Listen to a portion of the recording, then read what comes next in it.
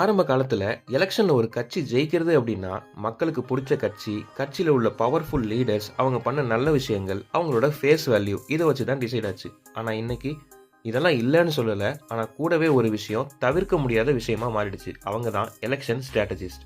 இந்த எலெக்ஷன் ஸ்ட்ராட்டஜிஸ்ட்னா யாரு? அது எப்படி எங்கிருந்தோ வர இவங்க நம்ம மண்ணோட கள நிலவரத்தை புரிஞ்சுக்கிட்டு ஸ்ட்ராட்டஜி எல்லாம் செட் பண்ணி கொடுக்குறாங்க. எல்லாத்துக்கும் மேல பொலிட்டிக்கல் பார்ட்டிஸ்லாம் இந்த மாதிரி ஸ்ட்ராட்டஜிஸ்ட்லாம் யூஸ் பண்றாங்கன்னு ஓப்பனா நமக்கு தெரிஞ்சாலுமே எப்படி அவங்க நம்மளை இன்ஃப்ளூயன்ஸ் பண்றாங்க?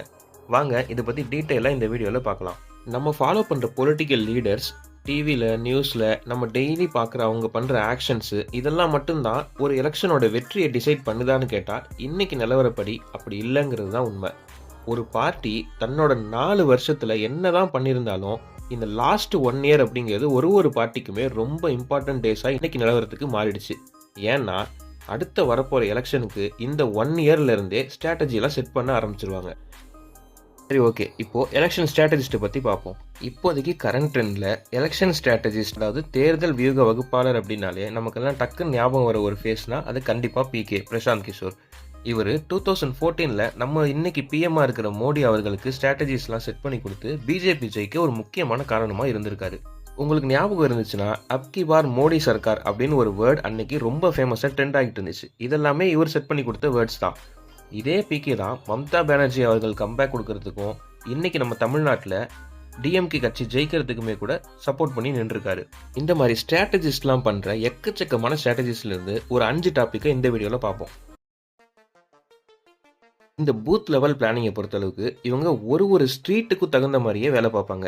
எந்த ஸ்ட்ரீட்டில் என்ன பேசணும், எந்த ஸ்ட்ரீட் மக்களுக்கு என்னென்ன பிடிக்கும், இப்போ அந்த மக்களுக்கு என்ன மாதிரி விஷயங்கள் கொடுத்தா ஹாப்பி ஆவாங்க, இதோட மட்டும் இல்லாமல் வால் போஸ்டர் ஒட்டுறதுலேருந்து கூட எந்த மாதிரி கண்டென்ட்டில் ஒட்டணுங்கிறது வரைக்கும் இவங்க சொல்லி கொடுக்குற மாதிரி தான் பொலிட்டிக்கல் பார்ட்டிஸ் எல்லாமே பண்ணுவாங்க. எலெக்ஷன் கேம்பெயின்ஸ், தேர்தல் பிரச்சாரம், இது கண்டிப்பாக ஒரு முக்கியமான விஷயம். இப்போது தமிழ்நாடு சிஎம் எலெக்ஷனுக்காக இந்த ஸ்ட்ராட்டஜிஸ்ட்லாம் வேலை பார்க்குறாங்க அப்படின்னா இவங்க சப்போர்ட் பண்ணுற லீடர் கேம்பெயின் அப்போ என்ன ட்ரெஸ்ஸு போடணும், ஹேர் ஸ்டைல் என்னென்ன வைக்கணும், எந்த மாதிரி பேசணுன்றது முதற்கொண்டு எல்லாமே இவங்க கொடுக்குற ஐடியா தான். ஒரு தொகுதிக்கும் இவங்க சப்போர்ட் பண்ணுற பார்ட்டி ஆளுங்க ஸ்ட்ரைட்டாகவே நிற்கணுமா, இல்லை அலையன்ஸில் உள்ள பார்ட்டி நிற்கணுமா அப்படிங்கிற மாதிரியும், ஏன் ஈவன் கேம்பெயினில் போடுற ஸ்டேஜ் கான்செப்ட் கூட எந்த மாதிரி கான்செப்டில் எந்த மாதிரி தீமில் இந்த கேம்பெயின் ஸ்டேஜ் போடணும் அப்படிங்கிறது வரைக்கும் இந்த ஸ்ட்ராட்டஜிஸ் தான் சொல்லுவாங்க. இந்த சோஷியல் மீடியா மேனிப்புலேஷன் அப்படிங்கிறது தான் இப்போ உள்ளதுலேயே மோஸ்ட் பவர்ஃபுல் வெப்பன்னு சொல்லலாம். எந்த ஸ்டேட்டாக இருந்தாலும் அங்கே ஒரு 2-3 பெரிய எஸ்டாப்ளிஷ் பார்ட்டி அப்படிங்கிறது இருக்கும். அப்புறம் சென்ட்ரல் லெவல் பார்ட்டிஸும் கண்டிப்பாக இருக்கும். இவங்க எல்லாருக்குமே ஐடி விங்ஸ் அப்படிங்கிறது ஒன்று கண்டிப்பாக உண்டு. இவங்களோட வேலையே என்னென்னா சோஷியல் மீடியாவில், அதாவது யூடியூப், ஃபேஸ்புக், ட்விட்டர், இன்ஸ்டாகிராம்னு எல்லா இடத்துலையும் அவங்களோட பார்ட்டிஸை ஸ்ட்ராங் பண்ணுறது தான். இப்போது இந்த மாதிரியான ஐடி விங்ஸை யூஸ் பண்ணி ஸ்ட்ராட்டஜிஸ்ட் சொல்கிற மாதிரியான நெரேட்டிவ்லாம் செட் பண்ணுறது, இல்லை ஒரு பர்டிகுலர் ஹேஷ்டேகை ட்ரெண்ட் பண்ணுறது, இது எல்லாமே இவங்க பண்ணுவாங்க. எலெக்ஷன் டைமில் வர பொலிட்டிக்கல் பார்ட்டிஸோட டேக்லைன் ஆகட்டும், இல்லை அவங்களுக்கு போகிற சாங்ஸ் ஆகட்டும், அந்த ஸ்கிரிப்ட் முதற்கொண்டு ஸ்ட்ராட்டஜிஸ்டோட பார்வை இல்லாமல் ஃபைனல் ஆகாது. இந்த மாதிரி டேக்லைனோ இல்லை சாங்ஸோட மட்டுமே நின்றுமான்னு கேட்டால் கண்டிப்பாக இல்லை. நீங்கள் பார்க்குற மீம்ஸ் கூட பைசா செலவு பண்ணி கிரியேட் பண்ணதுதான்னு சொன்னால் நம்ப முடியுதா? மீம் கிரியேட்டர்ஸ்க்கெல்லாம் இந்த எலெக்ஷன் பீரியட் அப்படிங்கிறது பணம் கொட்டுற காலம்னே சொல்லலாம். இவங்களே மீம் எந்த மாதிரி வேணும்னு சொல்லி அதை ட்ரெண்ட் பண்ணவுமே வைப்பாங்க.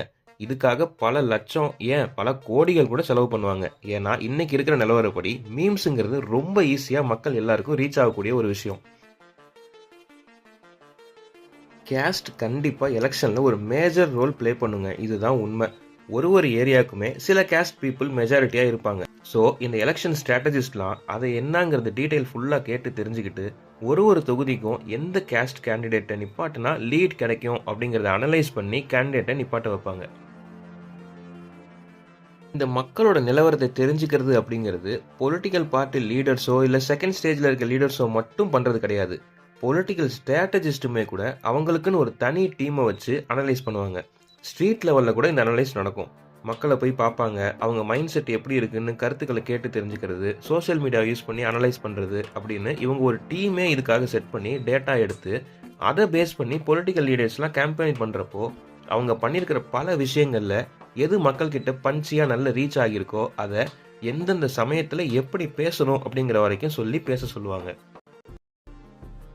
கொஞ்சம் யோசிச்சு பார்த்தோம்னா பழைய காலத்துலலாம் இந்த ஸ்ட்ராட்டஜிஸ்ட்லாம் வச்சா லீடர்ஸ்லாம் ஜெயிச்சாங்க, ஸ்பெசிஃபிக்கா இந்த லீடர்ன்னு நான் சொல்லல. நீங்க யார வேணா எடுத்துக்கிட்டாலும் இது பொருந்தும்.